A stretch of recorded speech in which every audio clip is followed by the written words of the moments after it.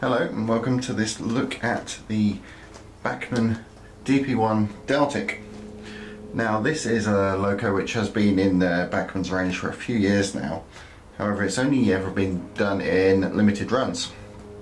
And fortunately, the NRM at Shildon decided to produce another run of them. So I decided to snap up this model. Now this is just the basic pristine East Coast mainline version of the loco. However, they have also released a weathered version and ones which are DCC fitted and with DCC sound.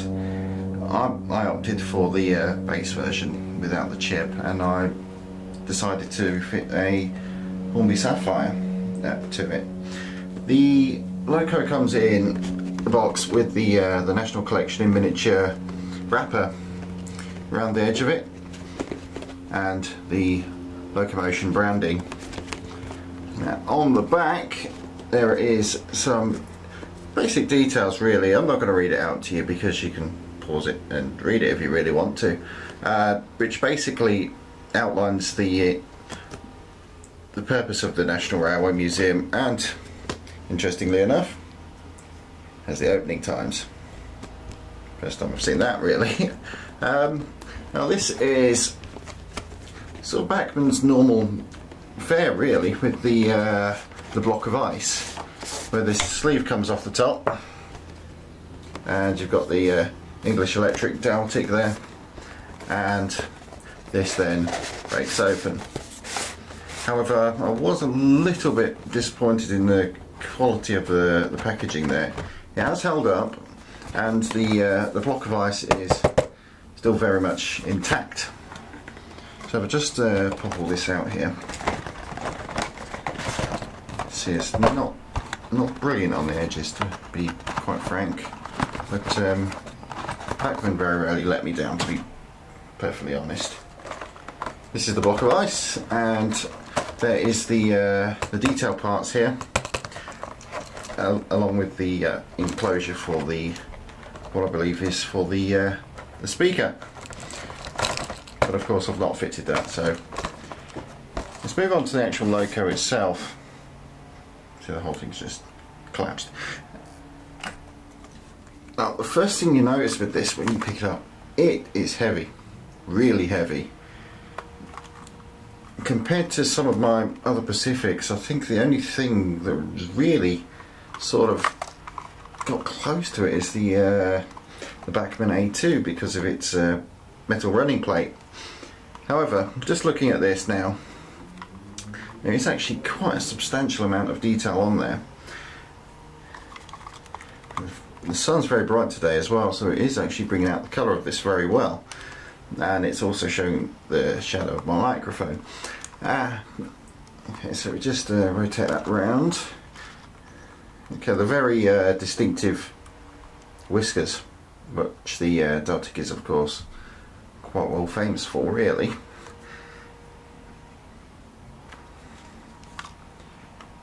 What Bachmann did actually do with this particular loco when they was developing this model is they did actually laser scan it. So there was a problem with the production Deltic models, which the nose profile isn't quite right. It's a bit of an argument going on really as to how off it is, and the ride height was quite high. It would sit quite high on the bogies.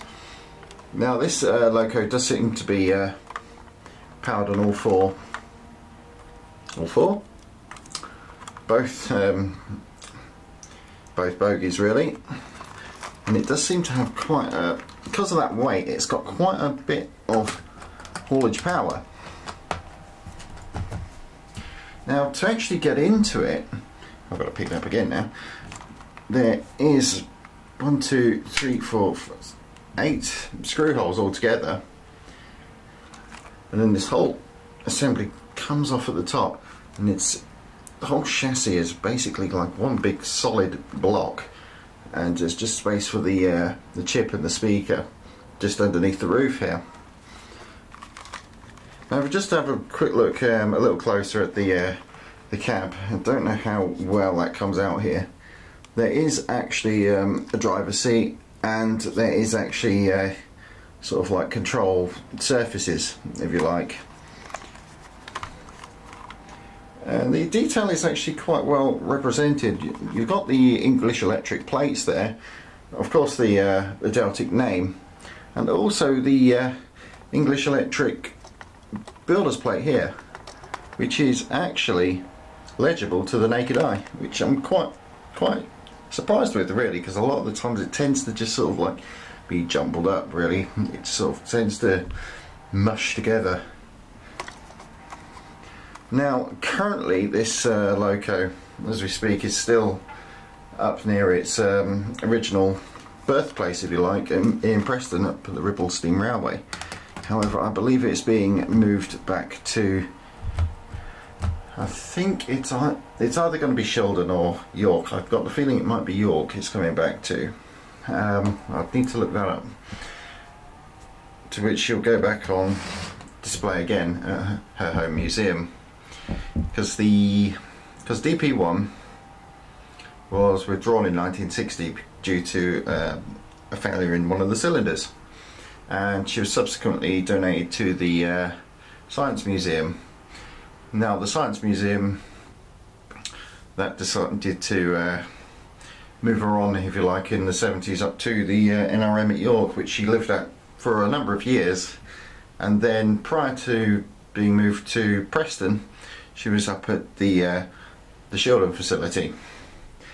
Now, what is just an aside note of this one is that back when they originally did this, Bachmann, or Graham Farish, actually did an N-gauge one.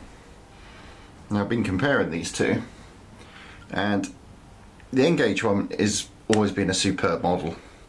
It also has the directional lights and all of the power bogey, all of the wheels are powered, and it's also actually has quite good hauling power as well for an N-gauge loco.